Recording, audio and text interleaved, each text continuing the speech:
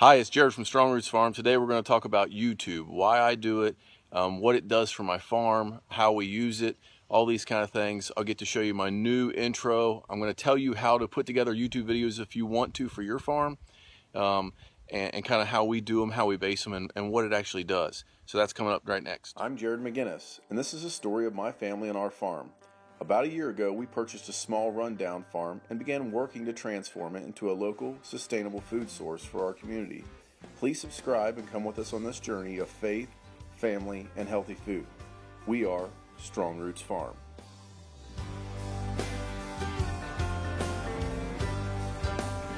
All right, so YouTube. So here's why I started YouTube. Let's go into that first.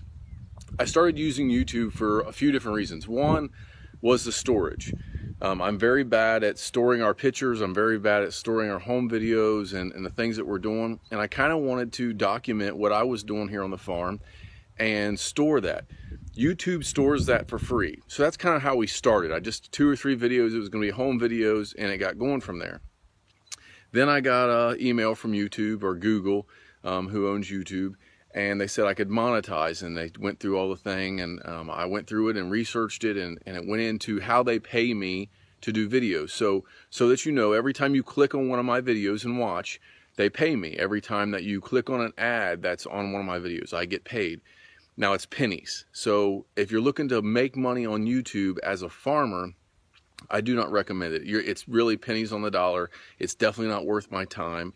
The amount of time I spend making videos and editing and all this stuff, I could go out and work in the garden or whatever we're doing, and I can make more money that way. So if you're looking to make money on YouTube, doing specific videos like farming videos, there's only certain people that research that and look at that stuff. So it's not really the best avenue. So that's where I started. But if you're looking for it for money, that's not the best way. Now, what it does for me, one of my weaknesses is marketing. I can sell stuff. I understand the purpose of sales and how to do it, and I understand all those principles, but I'm not good at selling somebody on something that I don't think they believe in. So if you don't like what I'm doing, it's okay. If you like what we're doing and you want to stand for what we're doing and you want a local sustainable food source and you're interested in what we're doing, that's what we want. So, but I don't want to push my stuff on people. And I've had some home-based businesses, and I've had some things that I've done in the past, and I noticed that in my life, as I was talking to them about anything, just being friends with people, I would bring that up. Hey, I got this to sell. Hey, this. And I didn't want the farm to become that. So if you want to buy my lettuce, fine. If you don't want to buy my lettuce, it's okay. If you want to, go somewhere else. But I didn't want to be the guy who pushed. Every time you talk to me, we talked about lettuce. So I enjoy talking about it. If you want to talk about it, great. But I don't want to push it on people. So I used YouTube to help me with this. I can make videos. And if you are interested in it, you can watch and see what we're doing and come out and talk to us about it. If you don't, it's easy to skip it on my Facebook. It's easy to pass by it on Instagram. And it's easy not to click on it on YouTube. So I'm not pressuring that. I'm not forcing that down people's throat every time I talk to them. That's one reason I use YouTube. So what benefits has it brought me? So first I said the marketing, and that's the biggest thing, is it really gets my message out. It really lets people know what we're doing. It's worldwide, so when I make comments about farming and different stuff, I don't necessarily mean it towards the farmer across the street from me. It's worldwide. It's what's going on in farming across the world, in our nation especially. And so I try to hit on those points when I'm giving my videos. But people who are in Cincinnati, which is about 45 minutes from us, they can see what we're doing, and if they want to come out, they can. I never would have reached those people without YouTube or through clicks on Facebook and sharing. I never would have reached those people before. I don't know those people. I have so many friends on Facebook that I have no clue who they are. So I only have 4 friends on Facebook that I know. The rest are like the other 1,500. I don't have a clue who half these people are. I just click them because they're interested in the same stuff as me, and I like them, and then they come out and see my videos, and it's brought us some business. So I get calls from people in the city. Hey, we want some stuff, we want some beef, or whatever. I never would have made those connections before without my videos, without social media, without spreading that. So it's easier for me to market. So I'm using YouTube to that benefit. The second benefit to me is there's comments. So people can comment on my things and give me ideas. I get emails. I've got emails from Guy in Romania. I've got emails from people all over the US, of course, in Canada. Sweden, I've had emails from Sweden, just people talking to me. I'm now connecting with farmers all over the US. I've got about 3 or 4 farmers that I email monthly at least now and we discuss things, but I also get comments and those things. So it's stuff that helps me, that stuff are doing, things that people are doing across the US that I would never learn about. I'm learning now because of these connections with social media and YouTube. So that's another benefit to me here at the farm. So if you're considering using YouTube for your farm, what are some things to think about? First, if you're trying to make money at it, nix it. Okay, just nix it. If you want to use it as social media, how should you do it? First off, you should either have, I use an iPhone most of the time, but you should either have an iPhone, a really good camera. Drones are awesome. I wish I had one. The GoPros are there. So, but you're going to have to invest into this media source. A good editing system is important. Once you start doing videos, you're going to realize how hard it is to do videos. So I'm so impressed by actors and the things that they do and how they are on screen and they edit out things. And you're going to realize as you speak to take breaths so that you can copy and paste and cut and edit. And there's all these things to do. So there was a lot of learning there that I did when I first started in doing this, and I'm still not even close to being an expert at this. But there's some learning that goes on. So that's, if you're interested in doing it, get some good equipment, get some good editing systems, and just practice, do them. Don't post them all and monetize them all. Just make some and see what people think, and then slowly start putting them on. The thing is, kind of figure out how you want to format it. So a good logo, I think, is really important. So I was fortunate that my father-in-law is a graphic designer, and he designed our logo and what Strong Roots means to us. And if you haven't heard this story, so we're rooted in faith. We say that several times. You've heard that in some of my videos. So my wife, she has two uncles that are pastors. I have a cousin that's a pastor. We've both grown up in the church.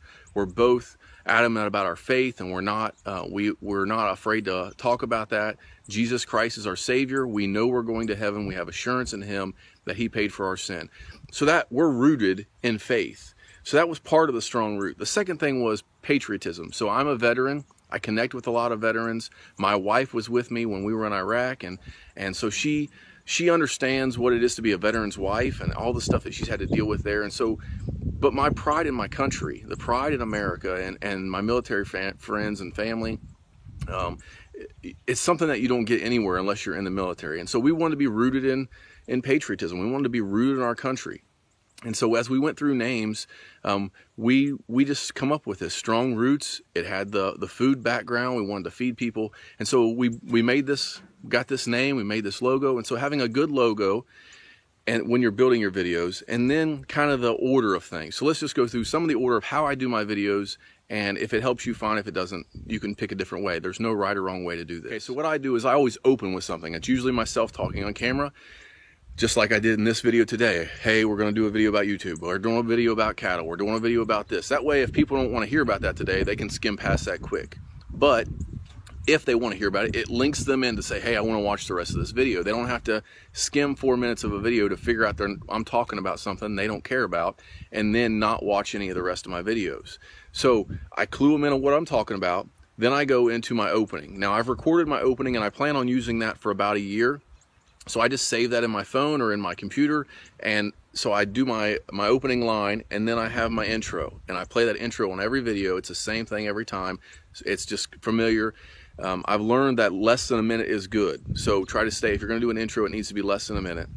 Then you just go into stuff. And so try to write this out, script it, whatever you have to do, hit your bullet points, talk quick, stop, pause your camera. So I make like 40 videos, small incremental videos, before I make one big large video that I post on YouTube. So it's a lot of editing and all that stuff, but it's important because you can make sure you get in order what you want to say and how you want to say it, and you can go back and record later if it's not what you want.